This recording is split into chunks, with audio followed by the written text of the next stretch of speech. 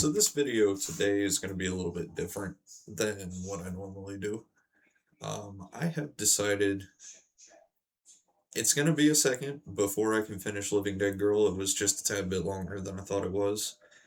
Not much longer. It shouldn't be too terribly long on that. But I wanted to talk about some books that have not been made into movies. Well, one or two of these have.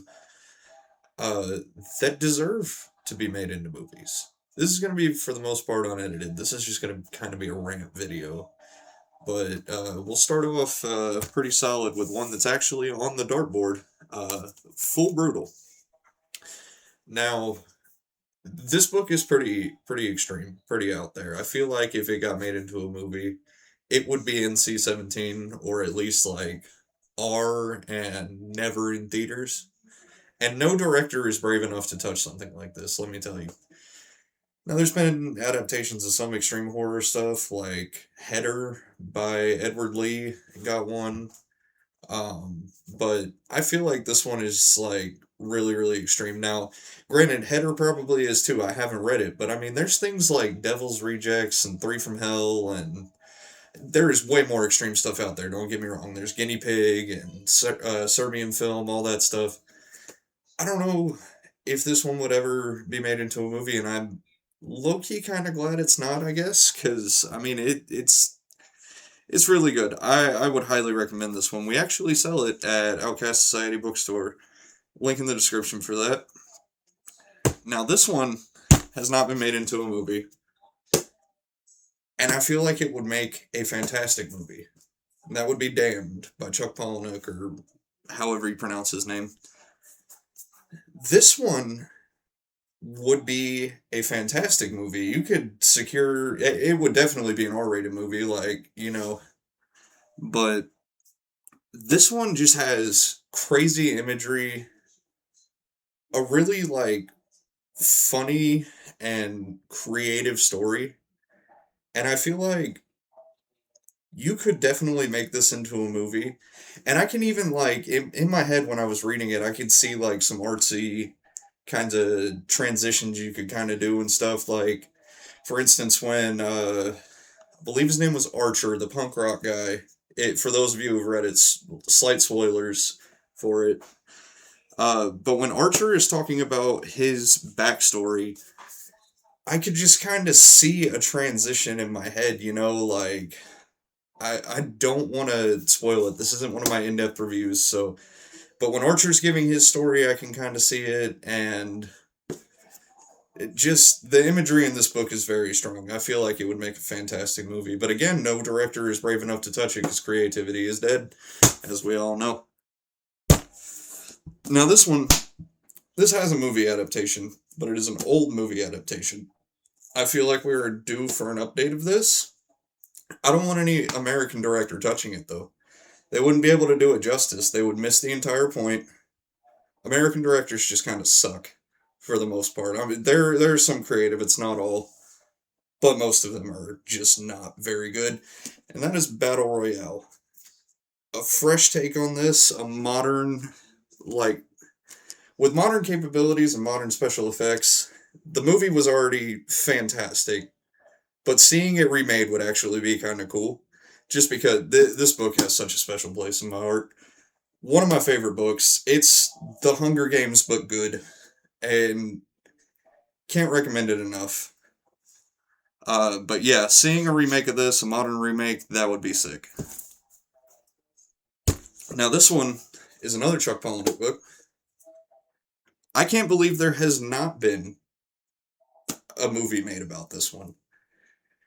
And I couldn't believe there wasn't a movie made out of Damn, just because, like, I'm the least creative person on earth, and I figured out ways that would make a great movie. So this one, I do not understand. There's a fucking Panic at the Disco song about this, and that is Invisible Monsters. This is a weird cover. A lot of you know the cover with the Queen and all that. I don't have any other copies of it currently.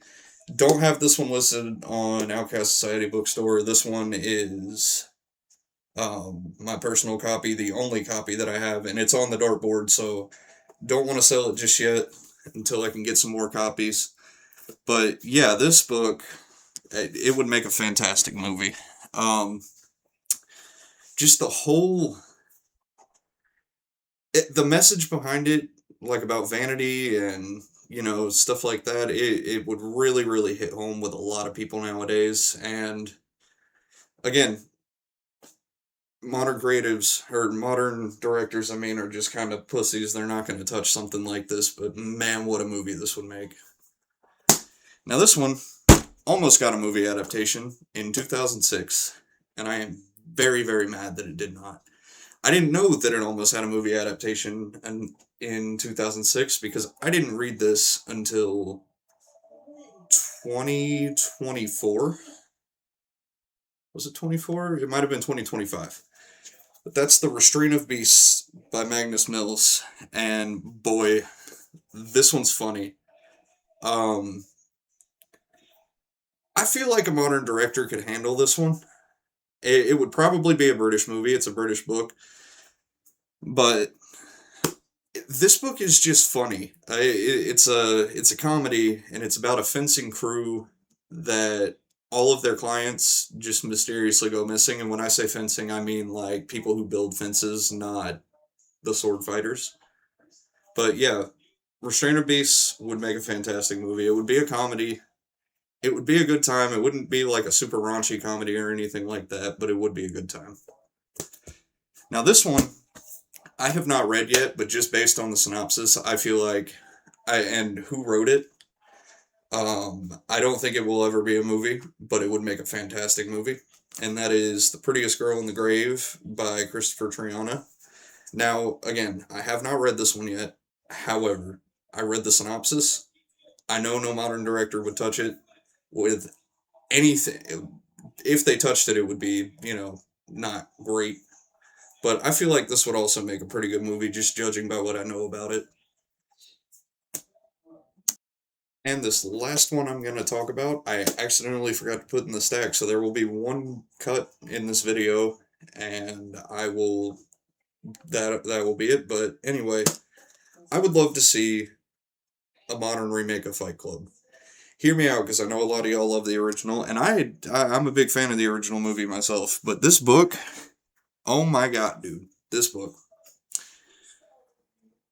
If you are going through something really hard, I'm speaking mostly to the men now. I'm sure there are women who can relate to it, but if you are going through anything fucked up in your life, this is a good one to read. Especially if you're somebody who grew up without a father. I was fortunate enough to not grow up that way. But especially if you were somebody who grew up without a father, I can see this being the book for you. This book, I have read, I want to say, I know it's been at least twice, but I feel like there was a third time in there. Well, I listened to the audio once, read it once, and I think I listened to the audio twice, actually. So actually, like 4 times I've gotten into this story.